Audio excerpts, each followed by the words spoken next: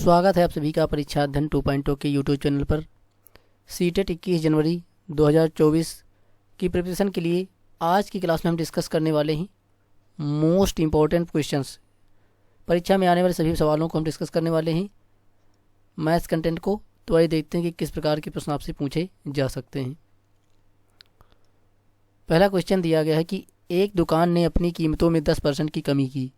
एक सामान की नई कीमत क्या है जो पहले 500 रुपये में बेची जाती थी। यानी उसने बोला कि पहले वो 500 रुपये में बेची जाती थी। 500 रुपये में बेची जाती थी मतलब किसकी जो 100% वैल्यू थी वो थी 500 रुपये। लेकिन क्योंकि अब उसको 10% की कमी हो गई उसकी दुकान की कीमतों में, यानी कि वो 100% की बजाय वो उसको किस में बेच रहा है 10% कम, यानी कि उसको वो 90% में बेच रहा है। तो अगर 10% की मैं इधर कमी कर दूं, 10% की वैल्यू 1/10, तो यानी 500 अगर मैं 1/10 निकालूं तो कितना आता है 50 आता है। यानी 500 में से अगर मैं 50 घटा दूं तो मुझे मिलता है 450। यानी पहले अगर किसी वस्तु को वो 500 रुपये में बेचता था तो 10% की कमी करने के बाद उसकी जो कीमत होगी उस वस्तु की वो 450 रुपये हो जाएगी। इस प्रकार से कर सकते हैं। या तो दूसरा तरीका है 10% की, क्योंकि उसने कमी करी है 10% की फ्रैक्शन यानी भिन्न में मान होता है 1/10। यानी कि पहले वैल्यू कितनी थी, जो प्रारंभिक वैल्यू थी वो 10 थी, लेकिन अभी कितनी हो गई, एक कितनी हो गई, एक हो गई माइनस, यानी अभी कितनी हो गई 9 हो गई है। तो पहले अगर वो 10 में बेचता था तो वैल्यू कितनी थी 500 थी। तो 10 का कितना किया 5 गुना, 50 गुना किया, 10 का 50 गुना किया तब 500 आया। तो इधर भी क्या करना पड़ेगा 50 गुना करना पड़ेगा।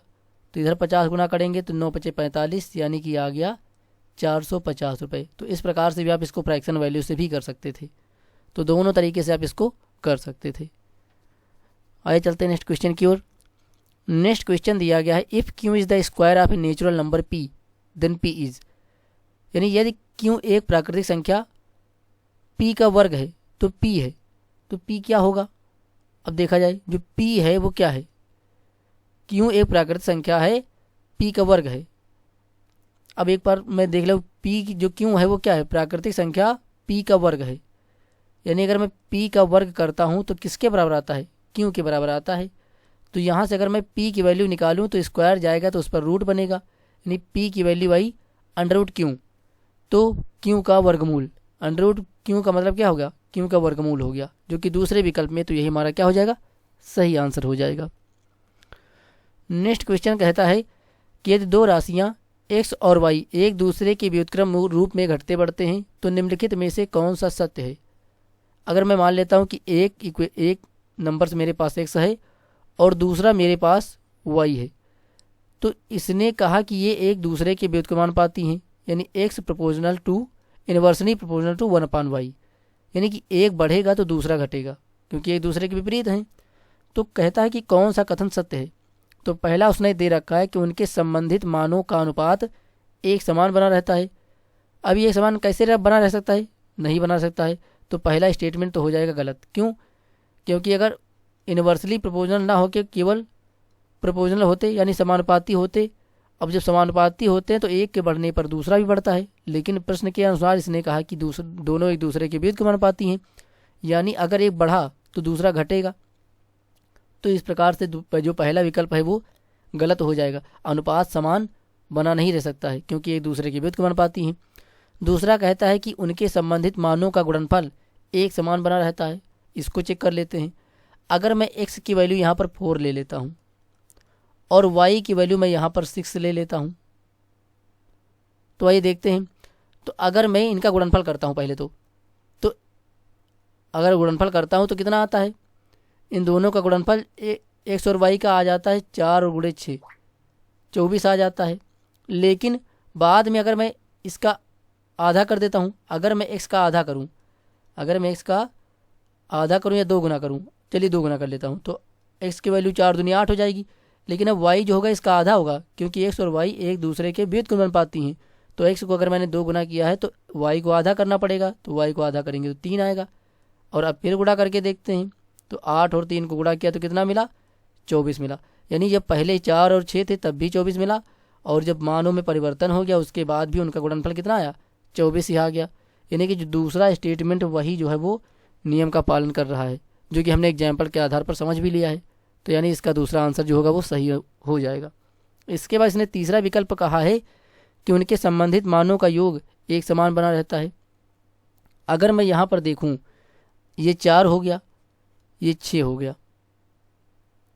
अब दोनों का अगर मैं योग करूँ तो आप देख सकते हैं 10 मिलेगा। कितना मिलेगा? 10 मिलेगा। और मैं इसका अगर आधा 2 गुना करूँ तो ये 8 हो जाएगा। इसका आधा कितना करूँ? 3। तो ये दोनों का योग कितना हो रहा है? 11 हो रहा है। तो इस प्रकार से दोनों के संबंधित योग भी जो है वो समान नहीं रहता है। तो तीसरा भी गलत हो जाएगा और जो अंतर होगा ये भी क्या हो जाएगा? गलत ही हो जाएगा। तो मैं उम्मीद करता हूँ प्रश्न आपको समझ में आ गया होगा। ये एक आपका मोस्ट इंपॉर्टेंट प्रश्न में है, तो इसको आप इम्पोर्टेंट में ज़रूर रखिएगा। नेक्स्ट क्वेश्चन दिया गया है कि how many pairs of twin primes are there between the integers 1 to 100, यानी पूर्णांकों 1 से 100 तक के मध्य अभाज्य युग्मों की संख्या बताइए। तो यह भी सीटेट का बहुत ही मोस्ट इंपॉर्टेंट प्रश्न था।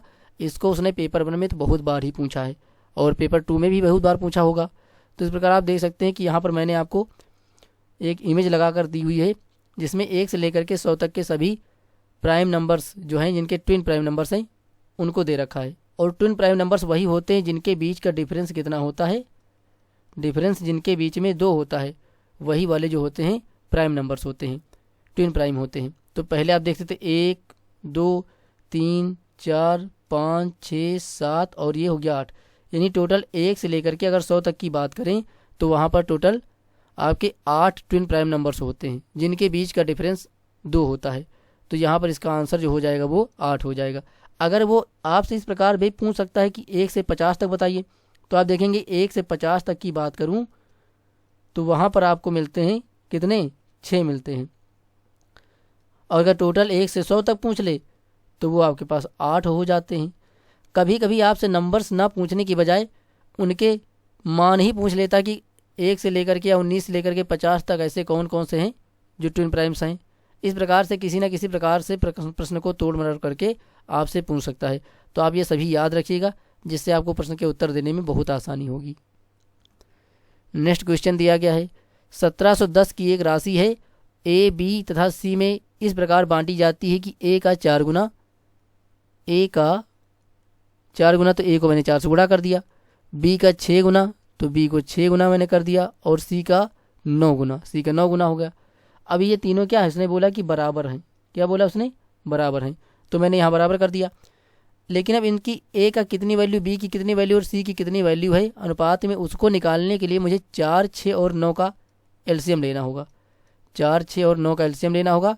तो 4, 6 और 9 का जो एलसीएम आएगा वो आएगा 36। तो अब मैं 36 से सभी को डिवाइड कर दूंगा।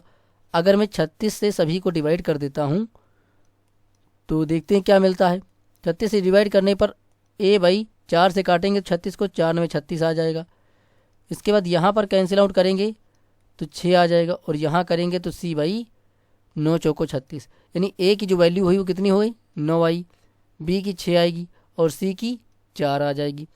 अगर यहाँ मैं टोटल वैल्यू की बात करूँ जो कि अनुपात में है, यानी अनुपात में बात करूँ टोटल वैल्यू, तो 9 + 6 और +4, तो ये वैल्यू हो गई 9, 6, 15, 4, 19, यानी टोटल वैल्यू 19 हो गई अनुपात में। लेकिन उसने टोटल वैल्यू राशि में भी दे रखी है 1710 रुपये, यानी 19 का जो मान होगा वो 1710 के बराबर होगा। अब यहाँ से उसने कहा कि ए और सी के अंतर बताइए। तो अगर ए की वैल्यू निकालनी है तो टोटल वैल्यू ऊपर रहेगी, जो टोटल धनराशि उसको ऊपर और टोटल जो अनुपातिक वैल्यू उसको नीचे। अब अगर ए का निकालना है तो ए का हिस्सा कितना है? 9 है, तो हम इसको 9 से गुणा कर देंगे। तो 9 से गुणा करेंगे तो हमें क्या मिलेगा? सॉल्व करके देखना पड़ेगा। तो 19 नवा 171, यानी आ जाएगा 9, 90 आ गया, और 9 से गुणा करेंगे तो 9 नवा 81, यानी मुझे मिला 810 रुपये। इसी प्रकार उसने बोला कि सी का निकालिए। तो टोटल वैल्यू ऊपर जो कि 1710 है और अनुपातिक वैल्यू जो है वो 19 है, निकालना सी है, तो सी के अनुपात में आता है 4, तो यहाँ पर करेंगे 4 से गुणा। तो 4 से गुणा करेंगे तो 19 9 71 यानी 90 आ जाएगा, और 4 से गुणा करेंगे 9 चौको 36, यानी कि आएगा 360 रुपये। दोनों के बीच अंतर की बात करें तो 810 में से 360 घटा देंगे तो ये 0 ही रहेगा, और यहाँ पर 11 में से 6 जाएगा तो 5 बचेगा, और 7 में से 3 जाएगा तो 4 बचेगा, यानी कि जो डिफरेंस आया वो 450 रुपये आया, जो कि आपको दूसरे विकल्प में दिख रहा, तो वही हमारा आंसर हो जाएगा। तो यहाँ भी एक इम्पॉर्टेंट क्वेश्चन था, इसको अभी आप ध्यान से समझ लीजिएगा। नेक्स्ट क्वेश्चन दिया गया कि किसी त्रिभुज का परिमाप 12 सेंटीमीटर है, यदि इसकी सभी भुजाओं की लंबाइयाँ सेंटीमीटर में पूर्णांक में हैं, तो इस प्रकार के कितने विभिन्न त्रिभुज संभव हैं। तो आप जानते हैं जो त्रिभुज संभावना जो होती है बनने की, वो होती है कि a + b > c। आप ये स्टेप जो है स्टैंडर्ड वैल्यू आप देखते हैं, यानी आप देखते हैं कि दो भुजाओं का जो योग है वो तीसरी भुजा से बड़ा होना चाहिए, या तो फिर आप डिफरेंस भी देख सकते हैं कि दो भुजाओं का जो अंतर होगा वो तीसरी भुजा से छोटा होगा, ऐसा भी कह सकते हैं। तो उसने परिमाप तो आपको दे रखा है, यानी कि पेरीमीटर की बात करूं तो उसने दे रखा है कि 12, यानी 12 को ऐसे 3 टुकड़े में तोड़ूं कि 2 का योग करने पर तीसरी से बड़ा हो जाए। तो अगर मैं 12 को तोड़ता हूं तो एक मैं मान लेता हूं 3 हो गया, एक 4 हो गया, और एक अगर 5 हो गया। चलिए ठीक, ये मैंने मान लिया। अब अगर ये मैंने माना है तो मुझे क्या करना पड़ेगा, a + b > c वाली कंडीशन को अप्लाई करके देखना पड़ेगा। तो यहाँ पर आप देखेंगे कि एक अगर 2 को जोड़ लेता हूँ 3 और 4 को, तो वो 5 से बड़ी होनी चाहिए। तो 3 और 4 को जोड़ने पर 7 आता है, जो कि 5 से बड़ा है, पहली कंडीशन सेटिस्फाई। अगर मैं 4 और 5 को जोड़ूं तो वो 3 से बड़ा होना चाहिए, तो 5 और 4 को जोड़ूं तो 9 से जो है वो 3 से बड़ा हो जाता है, तो ये भी सेटिस्फाई हो जाएगा। और अगर मैं 3 और 5 को जोड़ूं तो वो 4 से बड़ी होनी चाहिए, तो 5 3 8 और > 4, तो ये भी सेटिस्फाई। यानी कि 3 4 5 लेने पर तीनों प्रकार से अगर मैंने जोड़ कर देखा तो वो 2 का योग तीसरी से बड़ा आ रहा है, यानी कि एक जो मान संभव हो सकता है त्रिभुज बनने का वो 3 4 5 हो सकता है। आइए दूसरा देखते हैं। अगर मैं यहाँ पर 2 ले लूँ, यहाँ 5 ले लूँ, यहाँ 5 ले लूँ, तो इस प्रकार से भी आप देख सकते हैं। अगर यहाँ मैं सेटिस्फाई करूँ कि 2 और 4, 2 और 5 मतलब 7 हो जाएगा, जो कि 5 यानी तीसरी वाली से बड़ी हो जाएगी। अगर इन 5 5 को जोड़ूंगा तो 10 होगा, जो कि 2 से बड़ी हो जाएगी। और मैं अगर आगे पीछे का अगर 2 5 और लूँ तो उसका भी 7 हो जाएगा, जो कि 5 से बड़ा हो जाएगा। यानी कि तीनों स्थितियों में अगर 2 5 5 लूँ तब भी हमारा जो त्रिभुज है वो संभव है बनने में, कि वो बन सकता है। तो इस प्रकार हमारे पास 2 कंडीशंस ऐसी मिलती हैं जिनमें हम अगर परिमाप 12 हो तो त्रिभुज का निर्माण कर सकते हैं। तो ये भी प्रश्न आपका इम्पोर्टेंट प्रश्न है, क्योंकि ये आपका ज़्यादा टाइम कंज्यूमिंग प्रश्न है, तो इसको आप ध्यान से समझ लीजिएगा। क्योंकि आपको जो भी पेरीमीटर या परिमाप उसने दिया होगा उसके टुकड़े करने होंगे 3, और फिर ये सेटिस्फाई यानी वैल्यू को सेटिस्फाई करके देखना होगा कि किसमें 2 का योग तीसरी से बड़ा आ रहा है, तभी आप इसको कर पाएंगे। तो इसको चेक करना पड़ेगा आपको, जिसमें आपका टाइम तो लगने ही वाला है। यानी ये आपका बहुत ही बढ़िया और टाइम कंज्यूमिंग प्रश्न है, जिसको आप अच्छे से समझ लीजिए। नेक्स्ट क्वेश्चन दिया गया है कि x - y × x² + xy + y² dash dash dash मान बराबर है। यानी यहाँ पर व्यंजक को सॉल्व करके बताना है कि इसकी वैल्यू क्या होगी। तो आप देख सकते हैं कि जो पहली है वो x - y और दूसरे ब्रैकेट में x² + xy + y², यानी यहाँ a³ - b³ जैसा कुछ दिख रहा है। यानी यहाँ पहले की जो मान हो जाएगा वो हो जाएगा a³ - b³ यानी x³ - y³ हो जाएगा। इसी प्रकार जो दूसरा है एक ब्रैकेट में x + y, दूसरे में x² - xy + y², तो ये जो फार्मूला हो जाएगा वो x³ और प्लस y³ का हो जाएगा। और जो तीसरा है उसको यहाँ पर मल्टीप्लाई करके देखना पड़ेगा। जैसे कि मैं यहाँ पर x को गुणा करके x² y² से गुणा कर देता हूँ, तो x को x² से गुणा करूँगा तो x³ हो जाएगा, और x का गुणा y² से करूँगा तो x y² हो जाएगा। इसी प्रकार मैं y का इससे करूँगा और y को इससे करूँगा। तो पहले y को x² से करता हूँ तो गुणा करने पर आता है x² y, और उसके बाद y को y² से करता हूँ तो आता है y³। ये तो हो गया गुणनखंड करने पर, गुणा करने पर आया। अब यहाँ पर जो सॉल्व होने वाला है उसको कर लेते हैं। तो y³ माइनस का है, y³ प्लस का है, ये कट जाएगा। x³ दोनों प्लस के हैं तो जुड़ करके 2x³ हो जाएंगे। और यहाँ पर आप देखेंगे कि ब्रेकेट जब खोल लेते हैं, यहाँ पर माइनस मैं हटा देता हूँ, यहाँ मैं माइनस हटा देता हूँ। अब देखेंगे यहाँ ब्रेकेट खुलेगा तो जो x³ होगा वो तो माइनस का ही रहेगा, लेकिन जो माइनस का है xy² वो प्लस का हो जाएगा, यानी कि चिन्ह बदल जाएंगे। तो मैं यहाँ पर चिन्ह बदल लेता हूँ, तो यहाँ पर ये हो गए चिन्ह चेंज हो जाएंगे। इसके बाद अब सॉल्व फिर कर लीजिए। तो एक्स क्यूब 2 थे, एक चला जाएगा तो एक एक्स क्यूब बचेगा। फिर पीछे आप देखेंगे कौन है, वाई क्यूब है, तो इसको आगे लिख लीजिए क्योंकि विकल्प में आगे ही ले रखा है। उसके बाद जो बचा है इन दोनों में से एक्स वाई कॉमन ले लीजिए क्योंकि इसमें भी एक्स वाई कॉमन हो जाएगा और इसमें भी एक्स वाई कॉमन हो जाएगा। तो यहाँ से एक्स वाई हमने कॉमन ले लिया, तो यहाँ पर बचा एक्स वाई कॉमन ले लेंगे तो यहाँ बचेगा आगे वाई बचेगा। आगे क्या बचेगा, आगे जो है ना वो वाई बचेगा। तो आगे ये बच गया वाई और पीछे बच गया एक्स। और सॉल्व कर लेते हैं तो X cube plus Y cube. अब अंदर से क्या करेंगे, एक्स को आगे ले लीजिए। आप ये भी कर सकते हैं या आप देख सकते हैं कि वाई माइनस एक्स आपको तीसरे विकल्प में दिख भी रहा होगा। तो तीसरे विकल्प में दिख रहा है तो इसको आगे सॉल्व करने की ज़रूरत नहीं है, यही आप रहने दीजिए, यही आप रहने दीजिए। तीसरे विकल्प में आपको दिख रहा है तो तीसरा विकल्प ही हमारा क्या हो जाएगा, सही आंसर हो जाएगा। यानी टोटल कैलकुलेशन आपको करके यहाँ पर आंसर बताना था। तो उम्मीद करता हूँ ये प्रश्न आपको अच्छे समझ में जरूर आ रहे होंगे। नेक्स्ट क्वेश्चन दिया गया है कि इसको सॉल्व कीजिए और ये एक्स स्क्वायर माइनस का 2x प्लस 1 की वैल्यू बताइए। तो पहले तो हमें यहाँ पर x की वैल्यू फाइंड करनी होगी कि x का मान है क्या। तो आइए सॉल्व करते हैं। तो 5 इंटू 3x प्लस का 4 है, माइनस का 8, 6x प्लस का 7 है और दूसरी तरफ है 9x माइनस का 8। सॉल्व करने पर 5 15x हो जाएगा, 5 चौको 20 हो जाएगा, माइनस का 8 छक्के 48x हो जाएगा और यहाँ पर गुणा करेंगे तो 8 सते 56 हो जाएगा। दूसरी तरफ 9x माइनस का 8 है। जोड़ने घटाने पर x की वैल्यू अगर मैं घटा लूँ तो 15x में से 48x आप ले जाएंगे तो हमारे पास बचेगा 33 और 33 में 9 जुड़ जाएगा तो 42 हो जाएगा। यानी टोटल वैल्यू जो हमारे पास मिली वो 42x मिली। एक तरफ कर लेते हैं, मतलब x को पक्षांतर कर लीजिए एक तरफ और अचर पद को एक तरफ कर लीजिए। तो मैंने x वाले टर्म्स को अगर जोड़ा घटाया जिसमें एक 15x है, एक 48x है और एक 9x है, तो 15 में से 48x गया, माइनस का 33x बचा और उधर जा करके 9x में जुड़ गया तो हो गया 42x। अब टोटल वैल्यू इधर आएगी तो 20 में से 56 जाएगा तो बचेगा 36 और 36 में 8 जुड़ेगा, 36 में 8 जुड़ेगा तो हमारे पास आएगा जो ये वैल्यू आ जाएगी 36 में 8 जोड़ने के बाद ये 20 हो गया, 20 में गया 36 हो गया माइनस का और माइनस 36 में प्लस का जुड़ेगा, ये बचेगा माइनस का 28। तो यहाँ से अगर मैं x की वैल्यू निकालूँ तो मुझेगा माइनस का 48/42।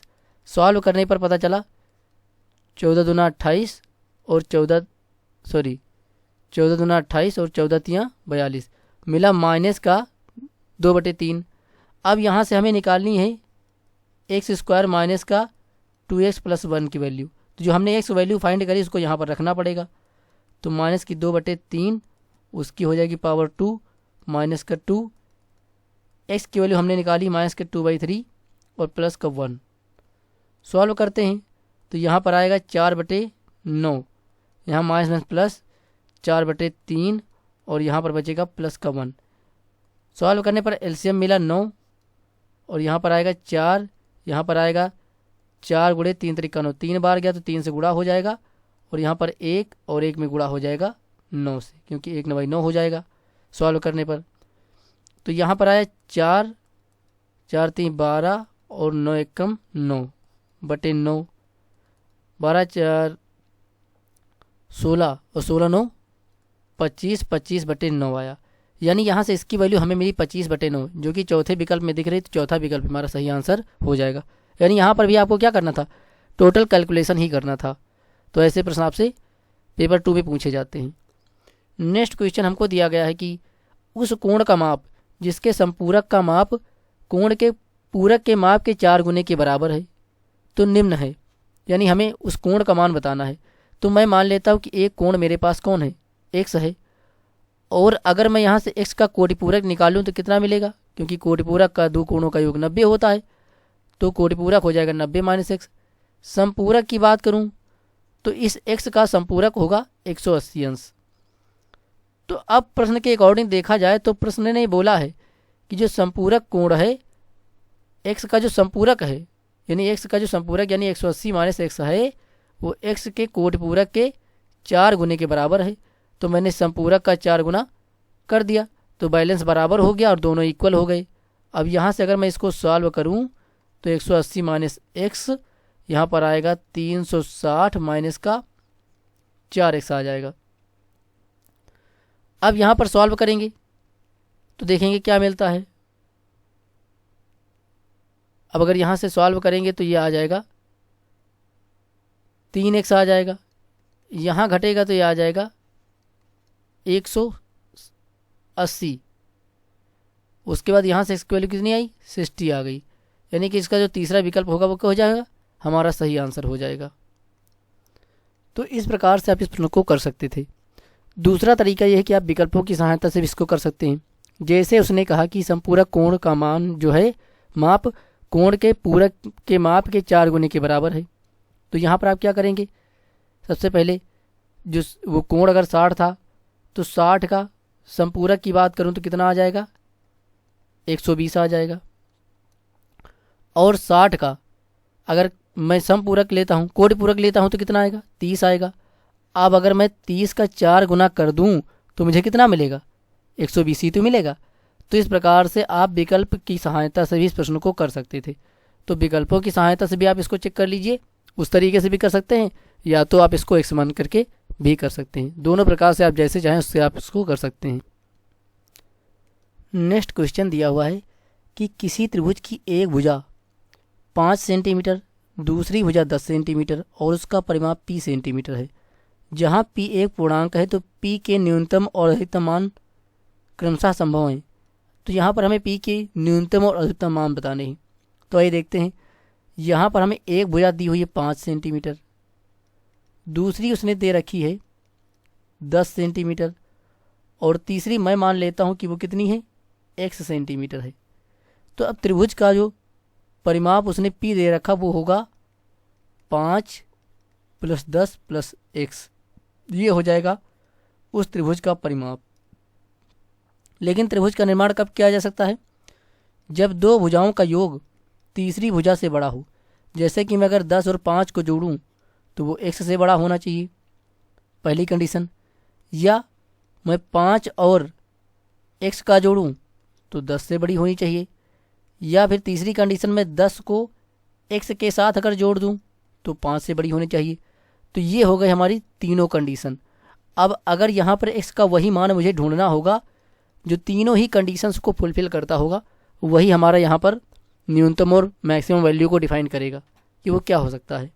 तो यहाँ पर अगर मैं x की वैल्यू की बात करूँ पहली कंडीशन से, ध्यान दीजिएगा, अगर मैं पहली कंडीशन में देखूँ तो 5 और 10 को जोड़ने पर 15 आता है।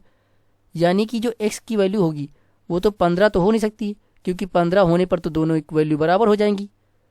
यानी कि बराबर तो हो नहीं सकता, उससे कम रखना पड़ेगा। यानी इधर जोड़ने पर 5 और 10 को अगर 15 आता है तो x का मान कहाँ तक पहुँच सकता है, 14 तक तो आ जाएगा। अगर 14 रखेंगे तब भी दोनों को जोड़ने पर दोनों से 14 जो होगा वो क्या होगा, छोटा होगा। और छोटा होगा तो यानी कि x का वैल्यू जो है वो यहाँ पर 14 पुट किया जा सकता है। तो x का अधिकतम मान तो मुझे 14 मिल सकता है पहली कंडीशन से। अब देखते हैं दूसरी कंडीशन। दूसरी में दोनों को जोड़ें और कितना होना चाहिए, दूसरी में दोनों को जोड़ें और 10 से ज़्यादा होना चाहिए, क्योंकि दोनों का योग जो होगा वो तीसरी भुजा से बड़ा होना चाहिए। तो अगर 5 है, यहाँ पर मैं अगर 6 रख देता हूँ इसकी वैल्यू। अब आप देखिएगा दूसरी में अगर मैं 6 रखता हूँ अगर x की वैल्यू, तो मुझे क्या मिलता है, 5 और 6 अगर यहाँ पर मैं रख देता हूँ तो 5 और 6 कितना हो जाता है, 11 हो जाता है। तो यहाँ पर दूसरी कंडीशन भी सेटिस्फाई हो जाएगी, जो कि तीसरी भुजा 10 से बड़ी होने लगेगी। यानी x का न्यूनतम मान मुझे कितना मिल सकता है, 6 मिल सकता है, और अधिकतम मान मुझे x का 14 मिल सकता है।